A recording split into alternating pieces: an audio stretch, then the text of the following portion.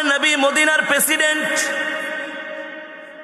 মদিনার মানুষের ঘরে খাবার নাই, বিধবারা না খেয়ে আছে, শিশুরা না খেয়ে আছে। আল্লাহর পয়গম্বরের কাছে সাহায্যের জন্য আসছি। বাইতুল মালে অর্থ নাই, নবীর পকেটেও টাকা নাই, কি করবে?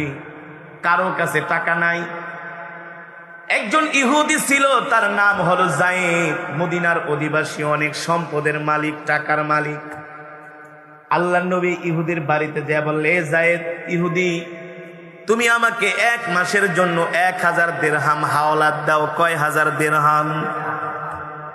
মুহাম্মদ ইবনে আব্দুল্লাহ 1000 দিরহাম হাওলাত নিবেন, কিন্তু দিবেন কবে? আল্লাহর নবী বললেন 1 মাস পরে আমি তোমাকে দিয়ে দিব। কিন্তু ইহুদি তো ইহুদি, উপরে উপরে নবীজির সাথে ভালো আচরণ করত, কিন্তু ভিতরে ভিতরে নবীজি ছিল বড় শত্রু।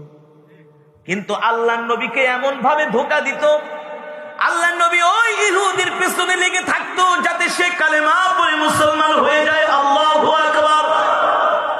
ইহুদি একটা সুযোগের অপেক্ষায় ছিল, কোন সময় নবীজিকে অপমান করা যায়, অপদস্থ করা যায়। যেহেতু নবীজি ইহুদির কাছে এসে কিছু টাকা হাওলাত চাইছি, তার মানে কি, যে ধার দেয় সে সব সময় উপরে থাকে, আর যে ধার নেয় একটু নিচে থাকে। কারণ সে তার নাই দেখে তো আপনার কাছে আসছে, থাকলে তো আসতো না।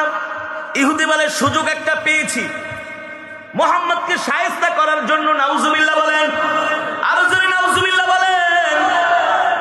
আপনি যদি কাউকে কোনো কিছু হাওলাত দেন, কোন মজমার মধ্যে তাকে আটকাবে না, যদি আপনার ঈমান না থাকে, আল্লাহর প্রতি ভয় না থাকে, ঠিক কিনা বলেন? উঁচু নিচু কথা যে কোনো সময় বলতে পারবেন। এগুলো হচ্ছে ইহুদি স্বভাবের মানুষ, এগুলো হচ্ছে মুনাফিক বেঈমানদের স্বভাব, যারা মানুষকে শুধু খোঁটা দেয়। আছে না এই সমাজে?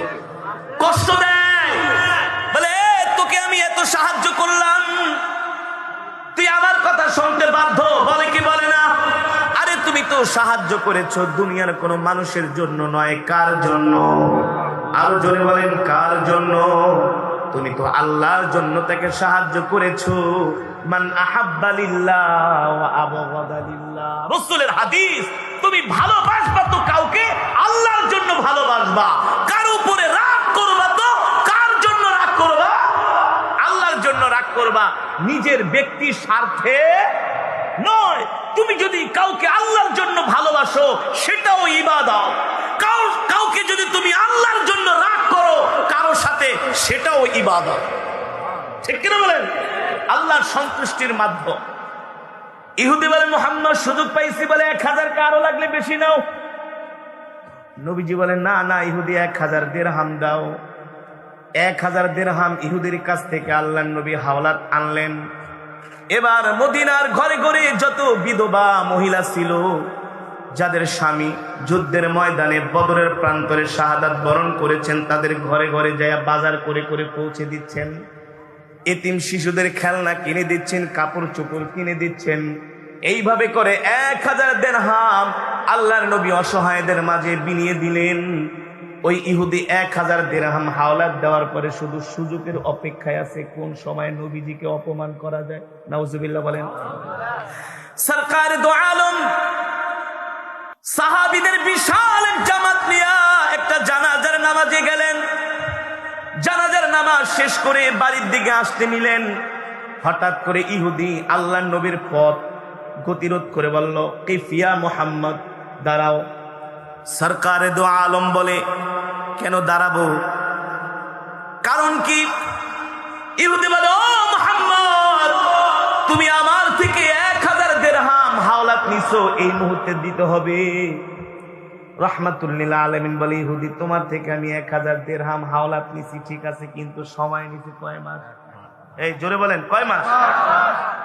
আমি তোমাকে 1 মাস পরে দিব। ইহুদি বলে, না না, এই মুহূর্তে আমার টাকা হাওলাত পরিশোধ করতে হবে। তার মানে ইহুদির মনে শয়তানি, নবীজিকে অপমান করার একটা ষড়যন্ত্র, চক্রান্ত, ঠিক কিনা বলেন? আল্লাহর নবী বুঝতে পারলেন। ইহুদিকে নরম ভাষায়, কোমল ভাষায় বলে, ইহুদি এমন আচরণ করো না, তোমার থেকে আমি 1 মাসের সময় নিছি, 1 মাসের আগে আমি তোমার পাওনাটা পরিশোধ করব, তুমি আমার সাথে খারাপ আচরণ করো না। ইহুদি নবীজির সামনে দাঁড়ায় বলে, তুমি তো মুহাম্মদ ইবনে আব্দুল্লাহর বেটা, আরে তুমি তো আব্দুল মুত্তালিবের নাতি, তুমি তো আবু তালিবের ভাতিজা, আরে তোমাকে চিনি, তুমি মানুষেরটা খাইতে পারো, মানুষকে খাওয়াইতে পারো না। নাউজুবিল্লাহ। এই কথাগুলো আল্লাহর নবীকে বলতেছেন, এখানে নবীজিকে অপমান করা হচ্ছে।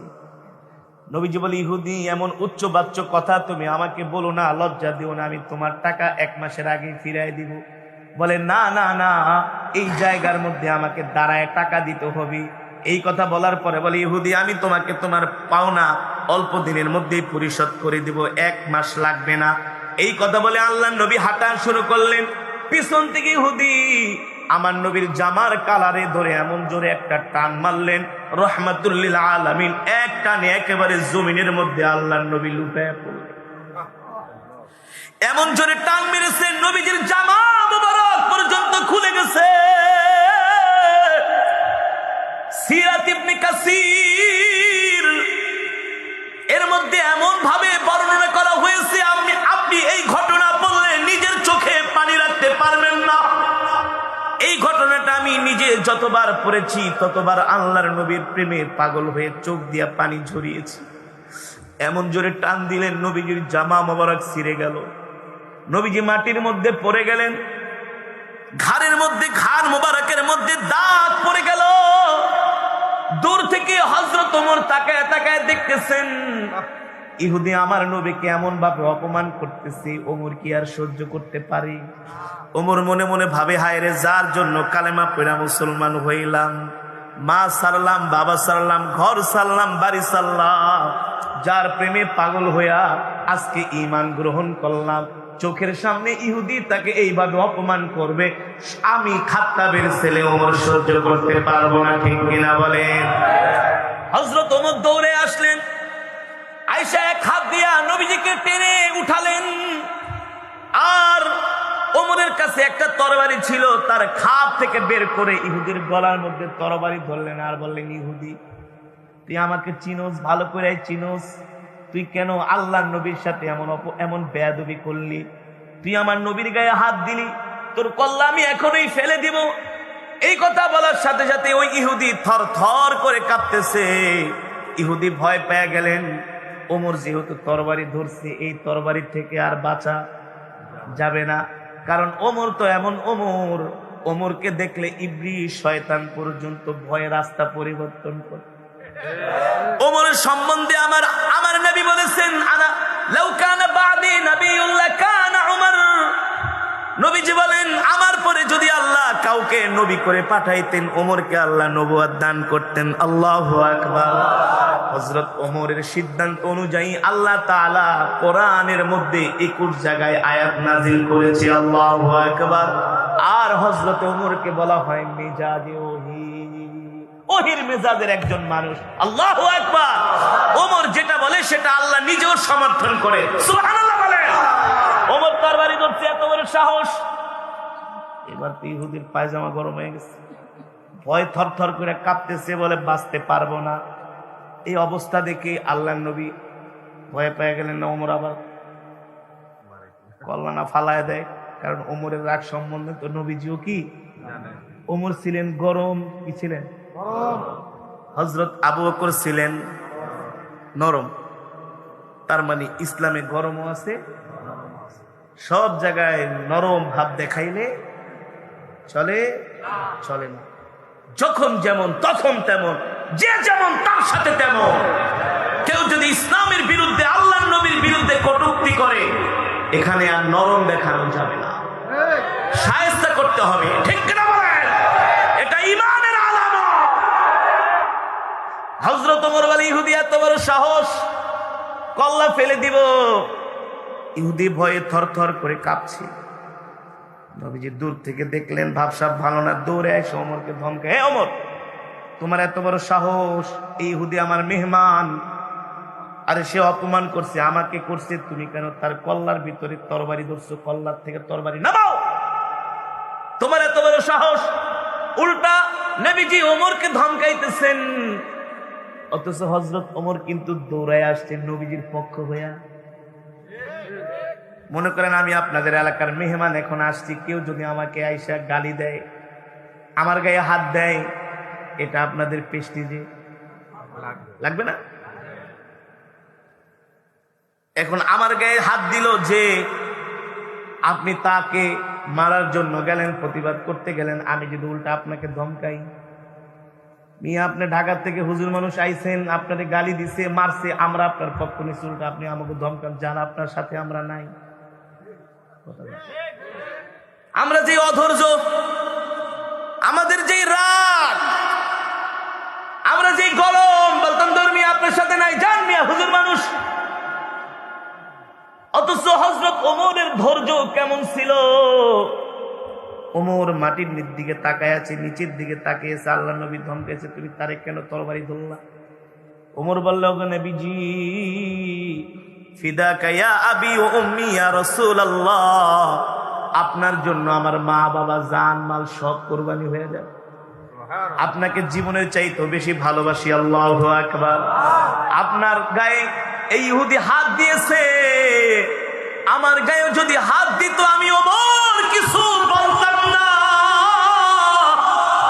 কলিজার টুকরা নবীর গায়ে হাত দিছে, আমি ওমর সহ্য করতে পারি নাই। আল্লাহু আকবার।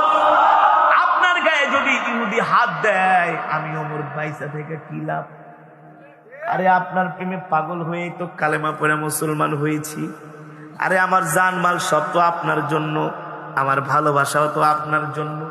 আপনার গায়ে কেন হাত দিল? আমি ইহুদিকে ছাড়বো না, ওরে আমি শেষ করে ফেলাবো।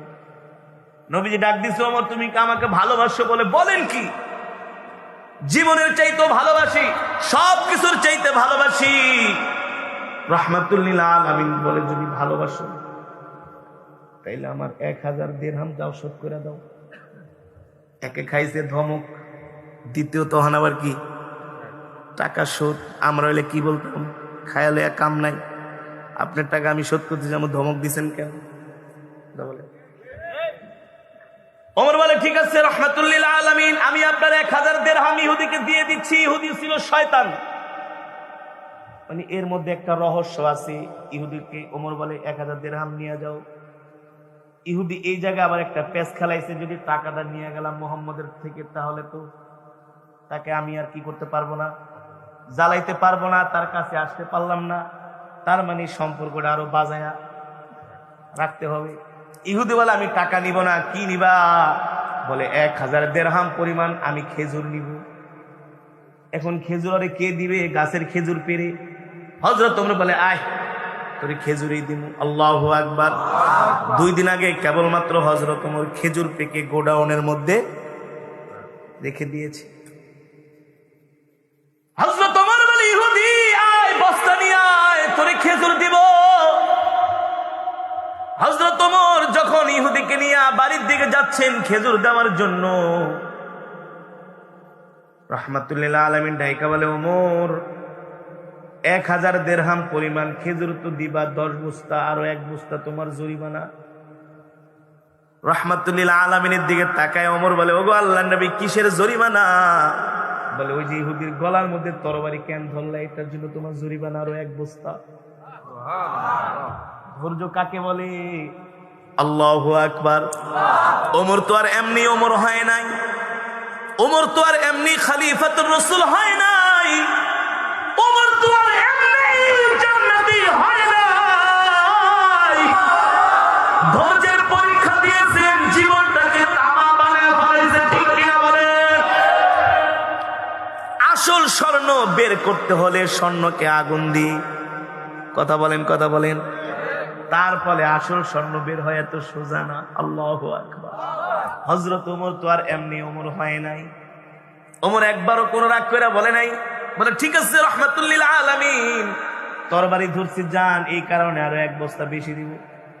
ইহুদিকে বাড়িতে নিয়ে গোলামকে ডাক দেওয়া, বলে, গোলাম গোডাউনের চাবিটা নিয়ে আসো।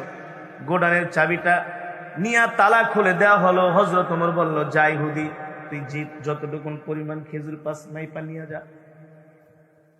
ইহুদি বস্তা নিয়ে আসলেন, উট নিয়ে আসলেন, খেজুর মাপতেছেন। 10 বস্তা মাপা শেষ,